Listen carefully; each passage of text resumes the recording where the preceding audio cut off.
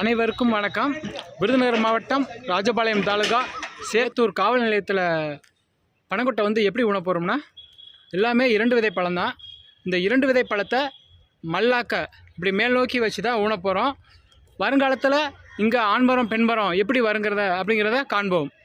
2025ஆம் ஆண்டு அக்டோபர் மாதம் சேத்தூர் காவல் நிலையத்தில் கோவிலூர் அட்வொகேட் பால்வண்ணன் MABL அவர்களின் உதவியுடன் சேத்தூர் காவல் நிலைய ஆய்வாளர் உயர் திரு ரமேஷ் கண்ணன் அவரது தலைமையில் சார்பு ஆய்வாளர்கள், தலைமை காவலர்கள் மற்றும் காவலர்களின் ஆதரவோடு காவல் நிலையத்தை சுற்றி 2 கொட்டை பழம் 52, அதாவது 104 பனங்கொட்டைகள் நடவு செய்யப்பட்டன.